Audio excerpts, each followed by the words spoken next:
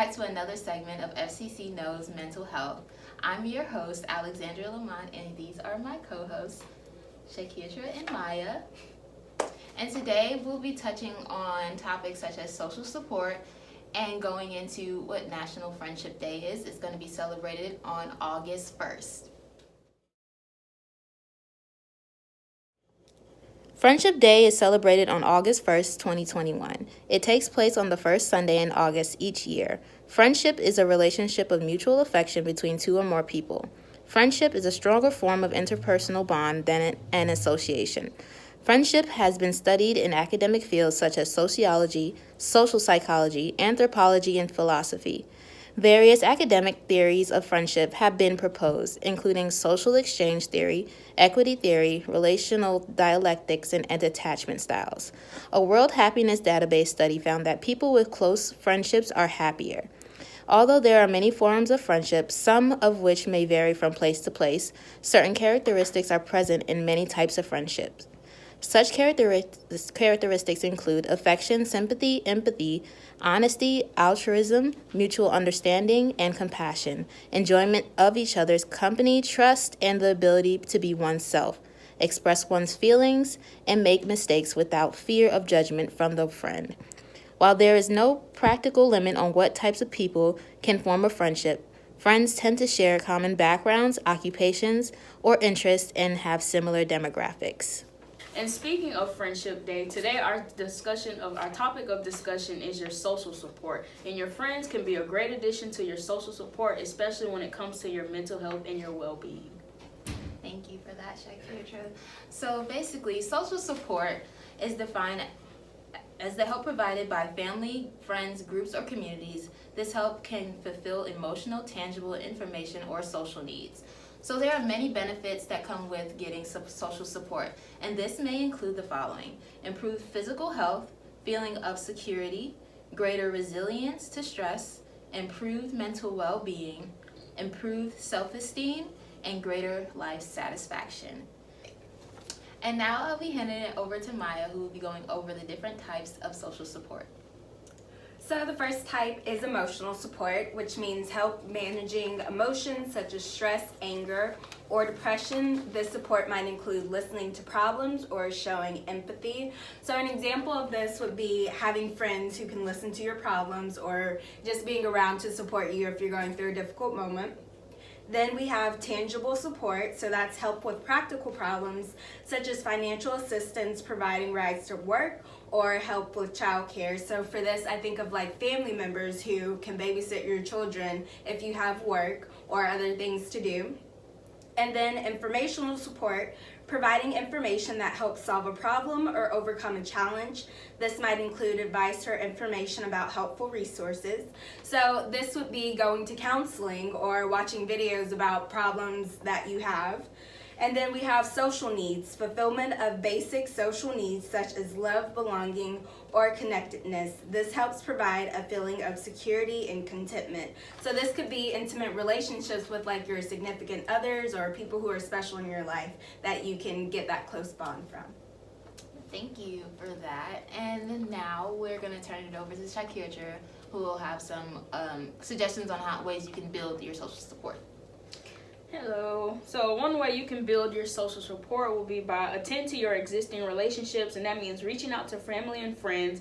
Make it a priority to maintain your most important relationships. It takes time to make time for the people that you care about the most, and usually the people you care about the most are the ones you can turn to, which is like your mother, your father. It can be a brother or sister or a cousin, or even just a close family friend. Whoever you feel is willing and is able to listen without judgment to any of your problems or things you have need of. Increase community involvement, participate in hobby groups, volunteering, or religious groups. If you're a knitter, that is great. Go to find you a knitting club. That would be awesome. Or if you like cooking, they have cooking classes, cooking groups, especially on Facebook. They have a lot of these groups on Facebook that not only meet online, but they also meet locally wherever you live at. Attend support groups, connect with others who are dealing with similar problems or life experiences like AA, Alcohol Anonymous. these groups, NA, Narcotics Anonymous. They even have Al-Anon for like family members who are dealing with someone who have been going to AA, just to give you that understanding, to give you that perspective from their perspective for you to understand what they're going through, especially those who are dealing with alcohol abuse. Use professional support. Doctors, therapists, social workers, and other professionals can help you solve problems that are more complicated or too difficult to tackle alone. You may have had the problem pointed out to you or have the problem confronted by someone else, and you may not know what to do with that problem. So seeking out professional help, or seeking out those people who are specialized in helping you to not only see what it is, but help you address it, to process it, and to help you go down that journey and that path to start the change process, if that's what you're willing to do. So yeah, that's how you build social support. Well, thank you both for telling us about the different types of social support and ways that we can build. Are there any ways or suggestions for our viewers on things they can do to assess what types of social support they have and the people in their lives that can actually be a part of that?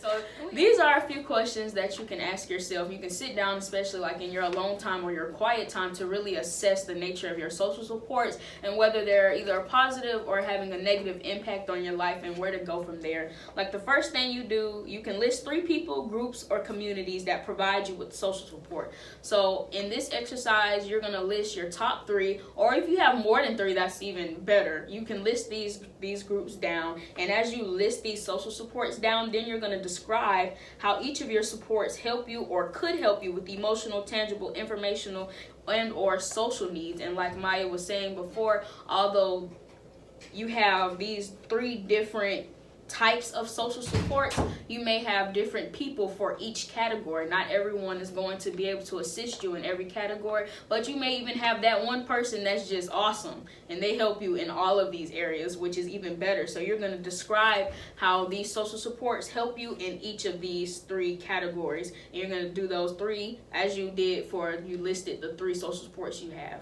And the last thing you can do is list any barriers that prevent you from fully utilizing each of your supports. So what's standing in your way for fully utilizing these supports? Is it pride, or are you ashamed of what you're going through? Being able to not only identify those emotional things that's holding you back, but maybe it's financial reasons why you're not utilizing these social supports. But being able to pinpoint them and write them down and make them more tangible can make it gives you that one step further than what you've taken before. So although it may be a small step, being able to identify what it is a great accomplishment in itself, because not everyone is able to do that on their own time. So you'll list 3 of those as well.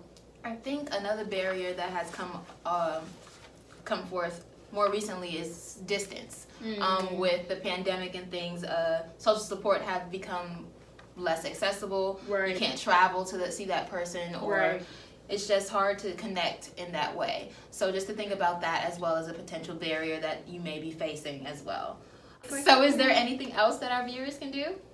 Yes, another thing you can do is you can list specific steps that you could take to better utilize your support. So you'll list 3 things you can do. Now, this is the part where you actually start to take action. On the other side of the questions, we listed them and we listed the barriers, the limitations. Now we're going to the part where we're going to see what can we do to overcome these barriers? What can we do to overcome these limitations on our part? Like we can make that phone call. We can look up on the website these groups on Facebook. We can put forth that action to what we wrote down.